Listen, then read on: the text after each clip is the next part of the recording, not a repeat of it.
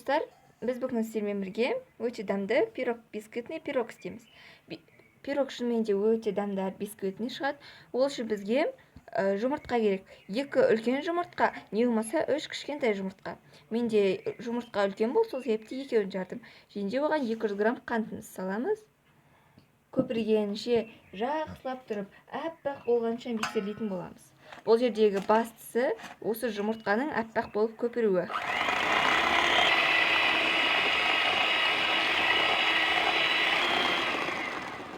Мінекей, біздің жұмыртқамыз осылай аппақ болып көпірді. Енді 3 үлкен қасықпен, ас қасықпен құйылған сұйық май. Сливочный майды да қолдансаңыздар болады. Және бал. Искусственный бал мендегісі. Осындай ас қасықпен 2 ас қасық бал саламыз. Жақсылап миксерлейміз. Осылай миксерлей отырып, жәймен жеп үстімізді 3-ке не болмаса 2-ке бөліп қоямыз.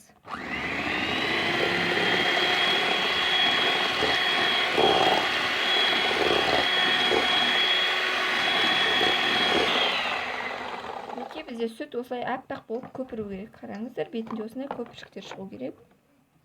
Ситаға не болмаса илекке осылайдан 2 ас қасық ұн саламыз. Және де қопсытқыш саламыз.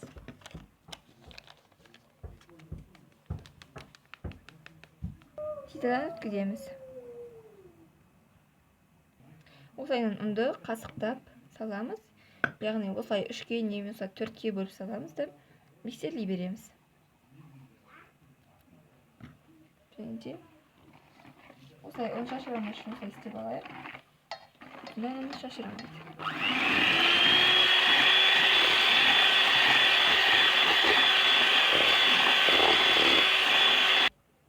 Осылайдан ұнды міндетті түрде електен немесе ситадан өткізіп салыңыздар. Мен уже 3-ші бөлігін салып жатырмын. Ұнды 4-ке бөліп салатын боламын.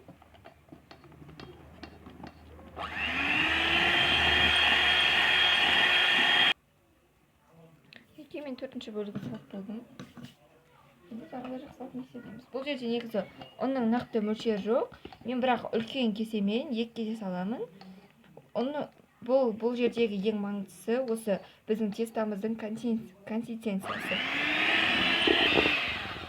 Осындай бол керек, қоюлығы мінекей, бір келкі, осындай бізде қамыр шығу керек. Осылай істегенде тестамыз бірден осындай өрнектері жоқ болмау керек. Дайын болғанын осылайша бере аламыз. Мінекей, қараңыздар. Қандай өрнек салсаң да бірден жоғалып кетпейді. Мінекей. Біздің тестамыз дайын деген сөз. Мінекей, біздің тестамыз. Енді осыны формаға саламыз. Мен осындай 4 бұрышты форманы пайдаланатын боламын. Яғни оны дайындап қойдым, астына пергамент қағазын төсеп, шеттерін майлап.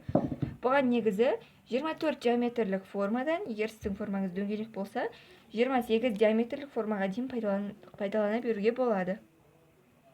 Негізінде, егер сіздің формаңыз тіпті кішкентай болса, осы құрамындағы ингредиенттерді кішірейтіп, яғни формаңызға сай мөлшерде істесеңіз болады. Осылай саламыз.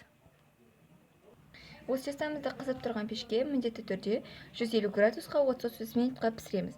Бұл негізі әркімнің пешіне қарай әртүрлі піседі. Сол себепті қызарғанша қараңыздар, және де піскенін ағаш таяқшамен тексеріп алыңыздар. Мінекей достар, біздің пирогымыз пісті. Қараңыздар, бұған тіпті сөз айтудың керегі жоқ. Қандай дәмді екені, қандай биік екені осылай-ақ көрініп тұр. Мінекей, қараңыздар, осылай піскенін ағаш таяқшамен тексеріп алыңыздар. Қараңыздар, құрғақ болып шығу керек. Мінекей, мен бұны біраз уақыт суыттым. Енді осылай аударып, астында көреміз. Осылай формадан ақырындап босатып аламыз. Босады. Енді ақырындап осы пергамент қағазымызды алып тастаймыз. Мінекей, торт осылай оңай алынады. Осылай тарелкаға салып алдым. Яғни, қараңыздар, қандай биік, өте биік шыққан. Менің ойлауымша бұл примерно бір 3-4 сантиметрі болып қалған шығар биіктігі. Мінекей, осы пирогымызды толыққанды суытамыз.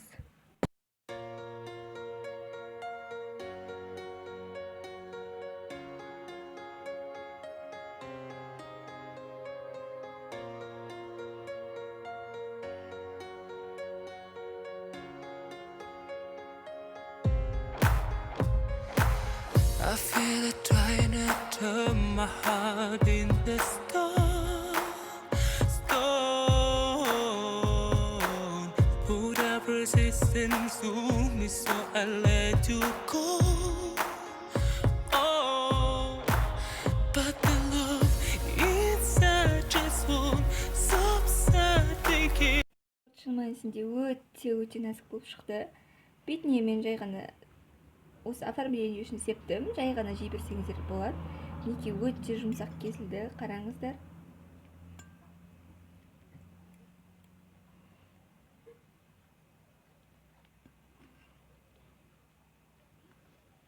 Құрамында бал болғандықтан өте осындай үгітілмелі, дәмді болып шыққан.